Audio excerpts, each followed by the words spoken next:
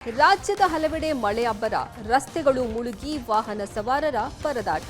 ಎಷ್ಟೇ ಪ್ರಭಾವಿಗಳಿದ್ರೂ ರಾಜಕಾಲುವೆ ಒತ್ತುವರಿ ತೆರವು ಫಿಕ್ಸ್ ಅಂದ್ರು ಸಿಎಂ.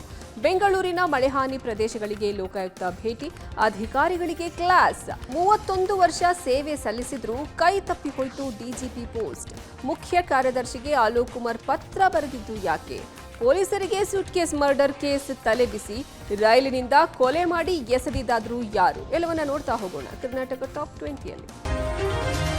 ರಾಜ್ಯಾದ್ಯಂತ ಮಳೆಯಿಂದಾಗಿ ಭಾರೀ ಅವಾಂತರ ಸೃಷ್ಟಿಯಾಗಿದೆ. ಗಡಿ ಜಿಲ್ಲೆ ಬೀದರ್ನ ಬಸವ ಕಲ್ಯಾಣದಲ್ಲಿ ಗುಡುಗು ಸಹಿತ ಭಾರೀ ಮಳೆಗೆ ಜನಜೀವನ ಅಸ್ತವ್ಯಸ್ತ ಆಗಿದೆ.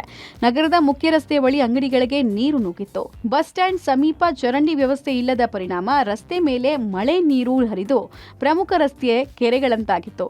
ಅಂಬೇಡ್ಕರ್ ವೃತ್ತ, ಬಸವೇಶ್ವರ ವೃತ್ತ ಮಾರ್ಗದ ರಸ್ತೆ ಸಂಪೂರ್ಣ ಜಲಾವೃತವಾಗಿದ್ದು ವಾಹನ ಸವಾರರು ಪರದಾಡಿದ್ರು. ಬಸವ ಕಲ್ಯಾಣದಲ್ಲಿ ಧಾರಾಕಾರ ಮಳೆಗೆ ಸೇತುವೆ ಕೊಚ್ಚಿ ಹೋಗಿದೆ.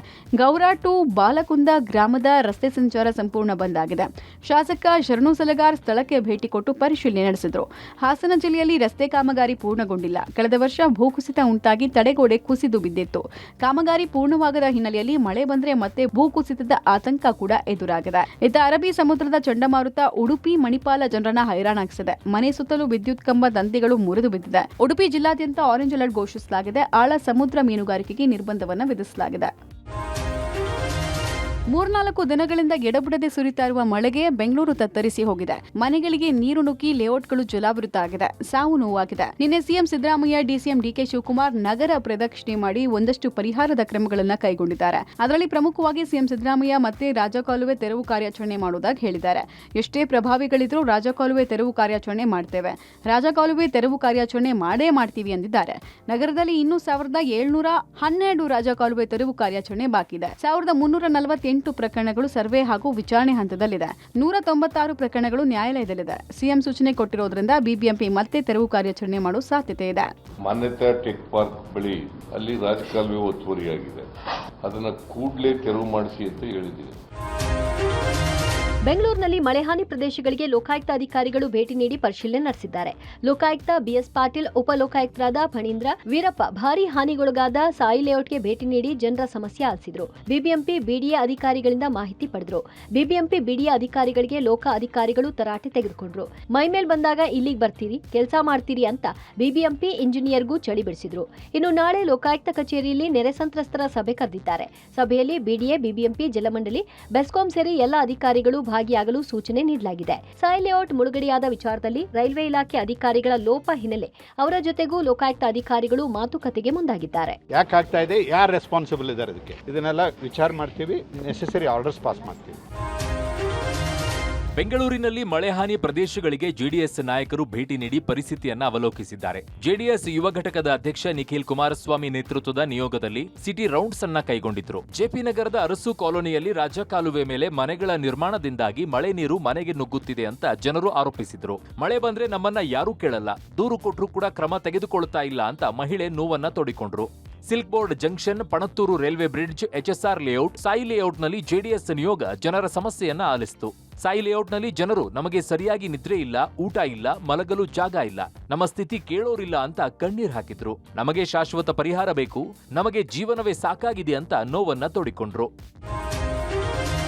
31 ವರ್ಷಗಳ ಸುದೀರ್ಘ ಸೇವೆ ಸಲ್ಲಿಸಿದ ಖಡಕ್ ಐಪಿಎಸ್ ಅಧಿಕಾರಿ ಅಲೋಕ್ ಕುಮಾರ್ ಈಗ ಕಾನೂನು ಹೋರಾಟಕ್ಕೆ ಮುಂದಾಗಿದ್ದಾರೆ. ನಿನ್ನೆ ಎಡಿಜಿಪಿಯಿಂದ ಡಿಜಿಪಿ ಆಗಬೇಕಾಗಿದ್ದ ಪ್ರಮೋಷನ್ಗೆ ತಡೆ ಹಿಡಿಯಲಾಗಿದೆ.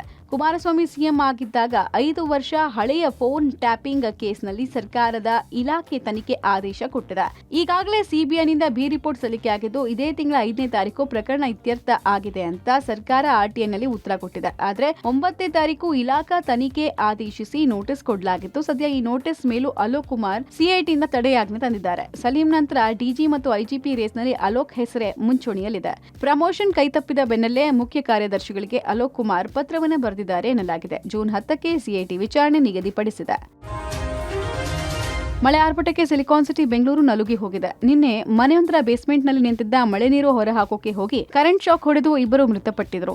ಮೈಕೋ ಲೇಔಟ್ ಪೊಲೀಸ್ ಠಾಣಾ ವ್ಯಾಪ್ತಿಯಲ್ಲಿ ಘಟನೆ ಆಗಿತ್ತು. ಬೇಸ್ಮೆಂಟ್ಗಳಿಂದಾಗಿ ಸಾವು ನೋವು ಅಪಾಯ ಹೆಚ್ಚಾಗ್ತಾ ಇರೋದ್ರಿಂದ ಸರ್ಕಾರ ಹೊಸ ರೂಲ್ಸ್ ಜಾರಿ ಮಾಡೋಕೆ ಮುಂದಾಗಿದೆ. ತಗ್ಗು ಪ್ರದೇಶಗಳಲ್ಲಿ ಮನೆ ನಿರ್ಮಾಣ ಮಾಡೋರಿಗೆ ಇನ್ಮುಂದೆ ಬೇಸ್ಮೆಂಟ್ ಕಟ್ಟೋಕೆ ಅವಕಾಶ ಇಲ್ಲ. ನಿನ್ನೆ ಸಿಎಂ ಸಿಟಿ ರೌಂಡ್ಸ್ ವೇಳೆ ಡಿಸಿಎಂ ಡಿಕೆ ಶಿವಕುಮಾರ್ ಈ ವಿಚಾರವನ್ನ ಸಿಎಂ ಗಮನಕ್ಕೆ ತಂದಿದ್ರು. ಆಗ ಸಿಎಂ ಸಿದ್ದರಾಮಯ್ಯ ಬೇಸ್ಮೆಂಟ್ ರಚನೆಗೆ ಲೈಸೆನ್ಸ್ ಕೊಡಬೇಡಿ, ಫಸ್ಟ್ ಫ್ಲೋರ್ನಲ್ಲಿ ಪಾರ್ಕಿಂಗ್ ಮಾಡಿಕೊಳ್ಳಿ, ಬೇಕಿದ್ರೆ ಹೆಚ್ಚುವರಿ ಕಟ್ಟಡ ಕಟ್ಕೊಳ್ಳಿ ಅಂತ ಸೂಚಿಸಿದ್ದಾರೆ.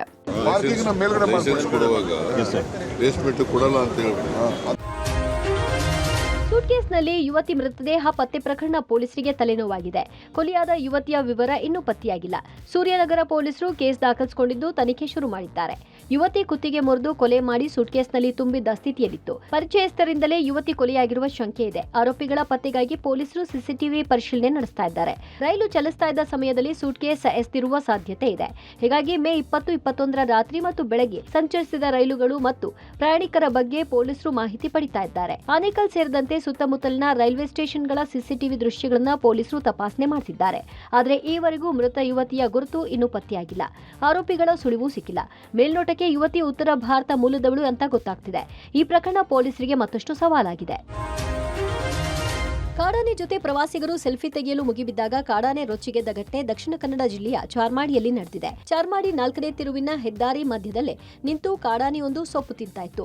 ಈ ವೇಳೆ ಟ್ರಾಫಿಕ್ ಜಾಮ್ ಆಗಿದ್ದು ರಸ್ತೆಗಿಳಿದ ಪ್ರವಾಸಿಗರು ಒಂಟಿ ಸಲಗದೊಂದಿಗೆ ಫೋಟೋ ಕ್ಲಿಕ್ಕಿಸಿಕೊಳ್ಳಲು ಪ್ರಯತ್ನಿಸಿದ್ರು. ಪ್ರವಾಸಿಗರ ಆಟಾಟೋಪದಿಂದ ಸಿಟ್ಟಿಗೆದ್ದ ಒಂಟಿ ಸಲಗ ಪ್ರವಾಸಿಗರನ್ನ ಅಟ್ಟಾಡಿಸಿದೆ. ಪ್ರವಾಸಿಗರು ಕಾಡಾನೆಯಿಂದ ತಪ್ಪಿಸಿಕೊಂಡು ಪೇರಿಕಿತ್ತಿದ್ದಾರೆ.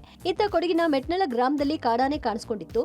ಬೆಳಗ್ಗೆಯೇ ಊರಿನ ಮುಖ್ಯ ರಸ್ತೆಯಲ್ಲಿ ಕಾಡಾನೆ ಕಂಡು ಗ್ರಾಮಸ್ಥರು ಆತಂಕಕ್ಕೊಳಗಾಗಿದ್ರು. ಹಲಸಿನ ಹಣ್ಣಿನ ಸೀಸನ್ ಆಗಿದ್ದರಿಂದ ಕಾಡಾನೆಗಳು ತೋಟಕ್ಕೆ ನುಗ್ತಾ ಇವೆ ಅಂತ ಗ್ರಾಮಸ್ಥರು ಅರಣ್ಯ ಇಲಾಖೆಗೆ ಮಾಹಿತಿ ನೀಡಿದ್ದಾರೆ.